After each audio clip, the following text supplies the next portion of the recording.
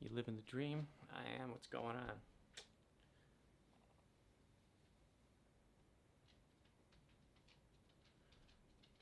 Ugh. Am I live? Can anyone see any of this?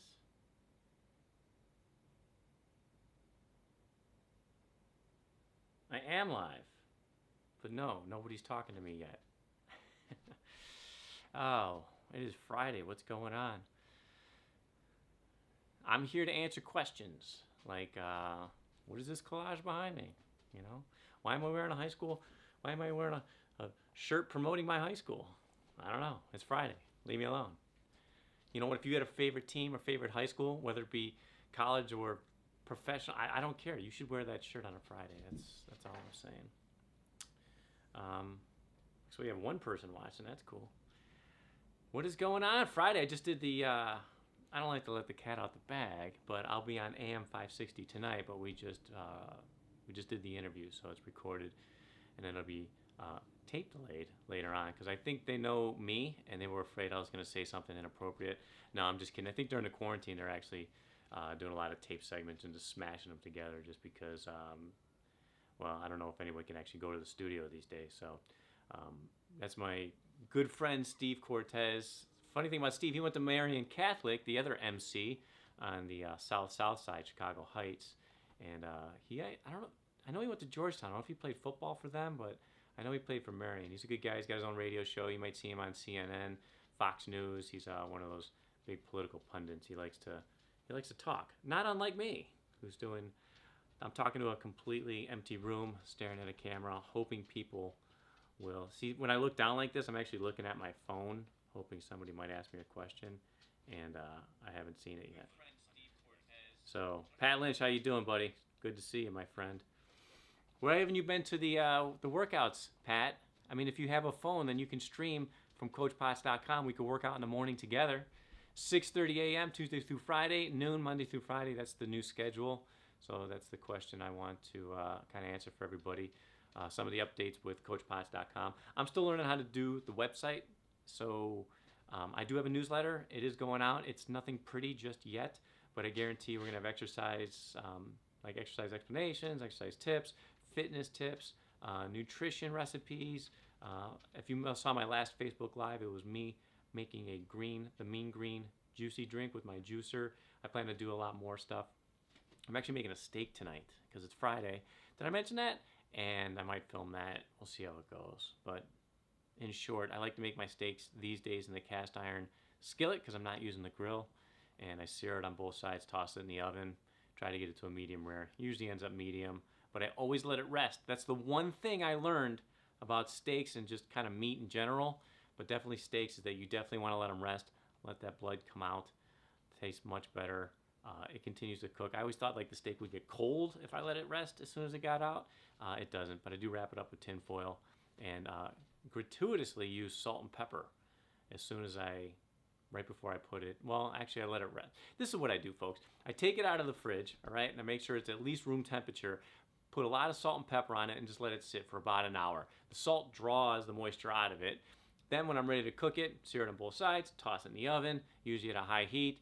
Try to get it to a medium rare, which is approximately around 130 degrees. Take it, wrap it in tin foil, wait an additional 5 to 10 minutes, depends how anxious I am to eat it, or if the rest of my food is ready, and that's how I make my steaks these days.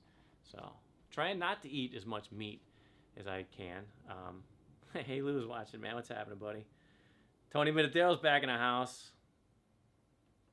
Okay, Pat. Well, I know you can't make the live workouts, but they're also available. Guess where? Yep, that's right. CoachPotts.com.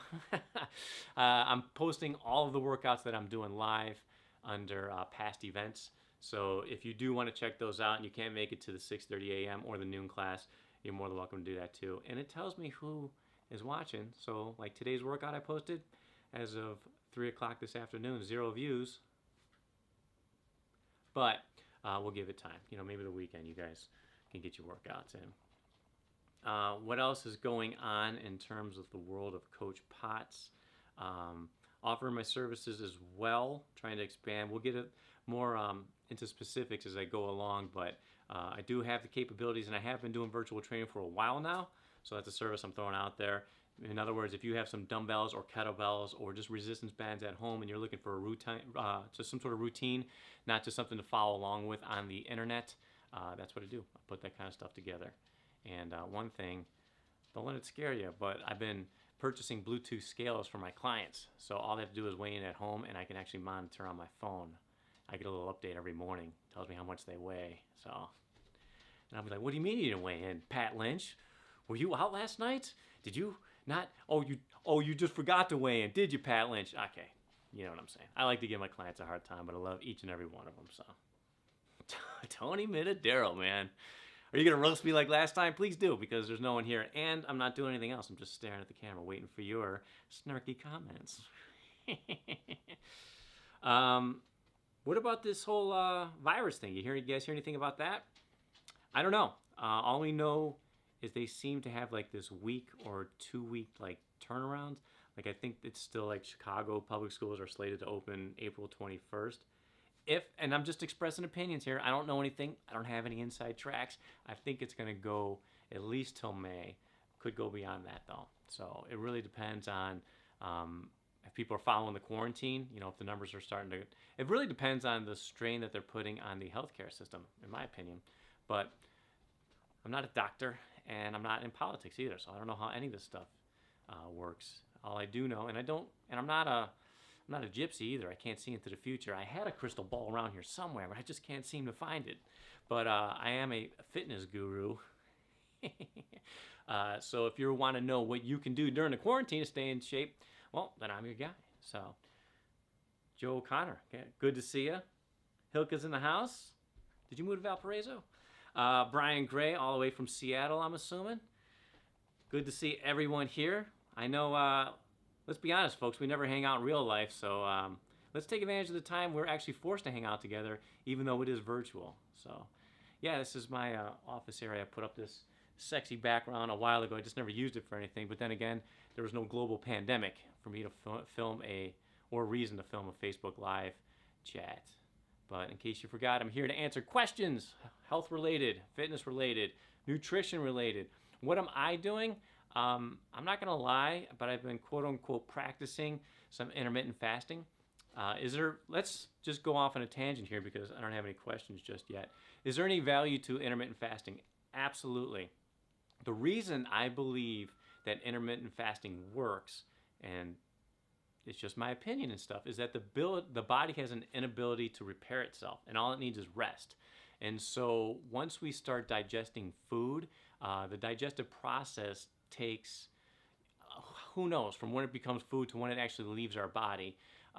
That takes a while, and it takes a huge toll on the body as well in terms of energy. So if there is no food for the body to digest, it can do the other restorative process, like continuing to regenerate new cells, continuing to grow more hair, continuing to let your nails grow out, the whole regeneration process, which is always happening in our body, because the body doesn't have to worry about digesting food. It has an opportunity to do those other things. So trying to limit the food you take, I've heard the 5-2 method, which, you know, it could be 5 days of low calories, 2 days of higher calories, or trying to eat everything you can in an 8-hour window. So that's another way of doing it as well. You know, and it doesn't have to be anything, you know, that can be from 8 a.m. to about 4 p.m. You just cut it off, and then after that, you go to sleep soon thereafter. Or, you know, wait till noon. I'm more of a wait till noon kind of guy. I get up these days around 5:30, walk dogs, do my 6:30 class. You know, I'm drinking coffee still. I don't know if that's breaking the intermittent. I don't know if the intermittent fasting police are going to bust me for that, but that kind of keeps me going. It keeps me energized.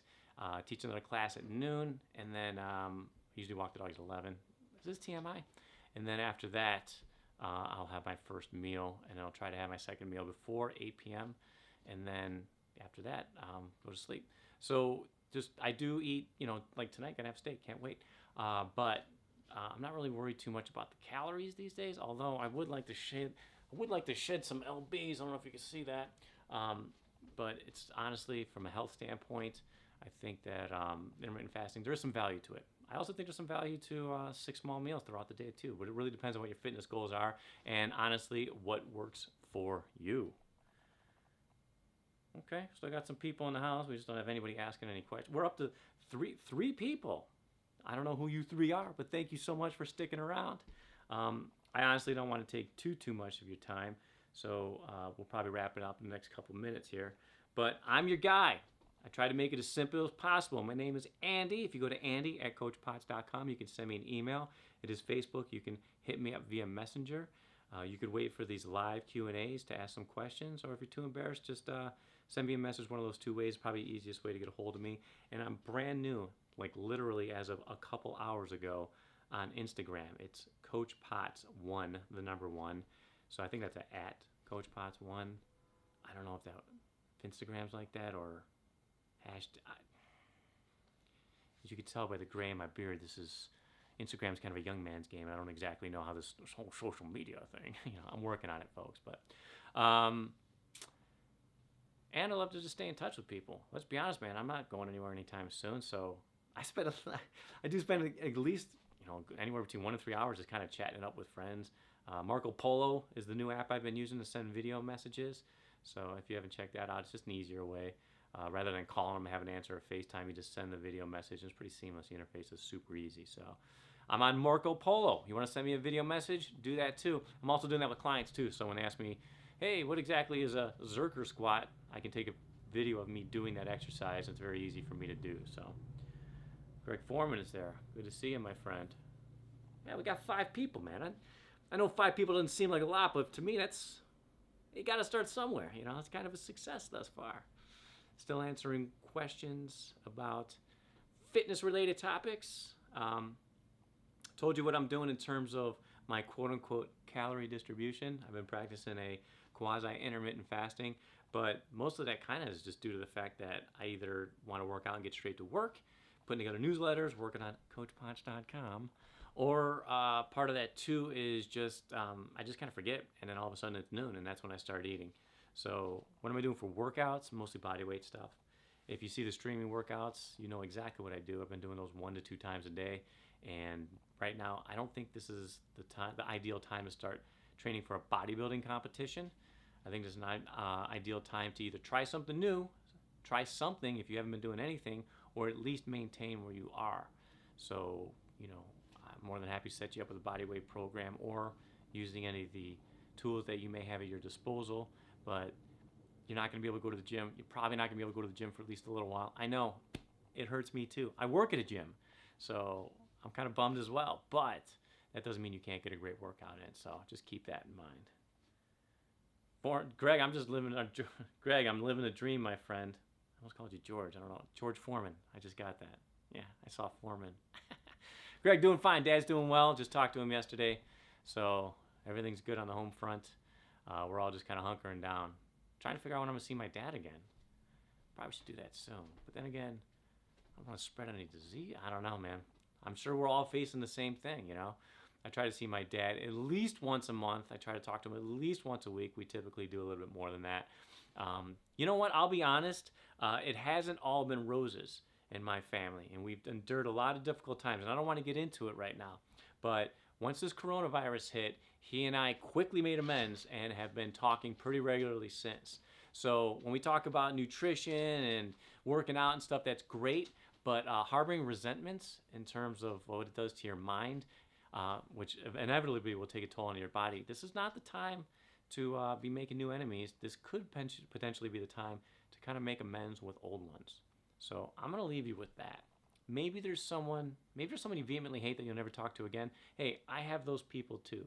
But maybe there's someone that you haven't talked to that you probably didn't leave on the greatest of terms last time you saw them. It wouldn't hurt just to reach out. And I don't know how it is with women, but I know it is with guys. We typically just start talking and we pretend like whatever was bothering the past never even happened, and we just move on. So that's just how I've always dealt with it. And I think, time heals all wounds. So maybe we're talking about training the body above the neck. That might not be a bad thing to do. Reach out to someone that you haven't talked to in a while. Maybe someone that you wouldn't normally talk to. Maybe someone that you didn't leave on the best of terms with. But I think something like that would be good for you. I know I did it. I did it recently, and I feel better because of it. So maybe you will too. All right, folks, I am signing off. Thank you so much. Maybe every Friday, I'm trying to do this questions with the coach. I'm also planning on doing cooking with the coach and conditioning with the coach, and I'm the coach, and we'll just be doing a bunch of stuff. So it helps me to get your feedback. But I love each and every one of you. We'll see you next time.